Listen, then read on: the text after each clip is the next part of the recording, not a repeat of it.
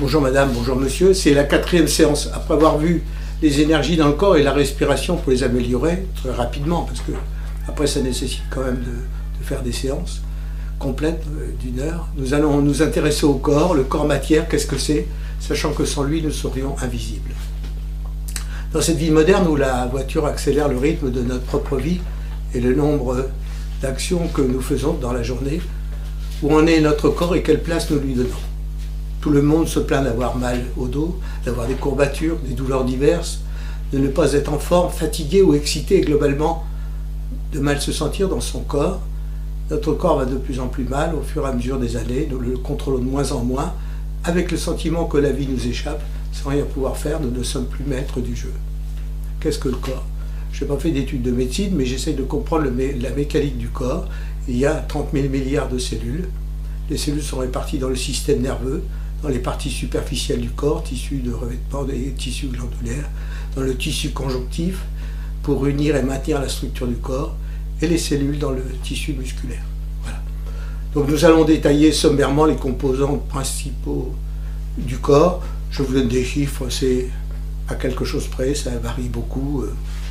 Tout le monde n'est pas d'accord là-dessus. L'important c'est que vous compreniez un petit peu qu'est-ce que le corps. Donc la masse maigre. La masse maigre est composée de deux choses. D'abord des muscles. Elle est composée de 570 muscles, 170 au niveau du cou, 200 au niveau du tronc, 50 dans chaque membre et 100 pour les différents organes. Ça c'est pour les muscles, voilà, qui tiennent sur les os et sur les tendons, on en parlera après. Et il y a deux grands types de muscles. Les muscles lisses que nous ne contrôlons pas de manière volontaire, ce sont les viscères, les intestins ou l'estomac par exemple. Et puis même la respiration. Et puis il y a les muscles striés qui recouvrent notre squelette et permettent les mouvements comme ceux de la jambe. Les os, il y a 206 os dans le squelette, ils supportent la structure corporelle et permettent les mouvements en collaboration avec les muscles et les tendons.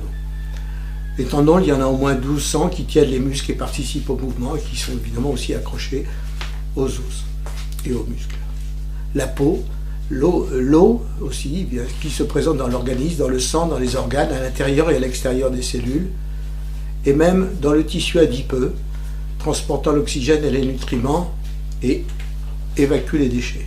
Elle maintient la température constante du corps et participe aux différentes réactions chimiques du corps auxquelles l'organisme procède.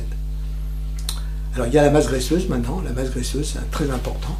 En dehors de ces composants, donc on a parlé quand même des composants principaux, et il y a la masse graisseuse. C'est un lieu de stockage des vitamines et de l'énergie.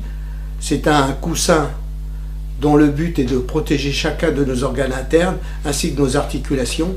Elle aide à réguler la température corporelle en agissant comme un isolant, et elle permet d'accomplir des tâches quotidiennes sans vous fatiguer, ou encore de soulever des poids lourds à la salle de gym, compte tenu de ses fonctions vitales.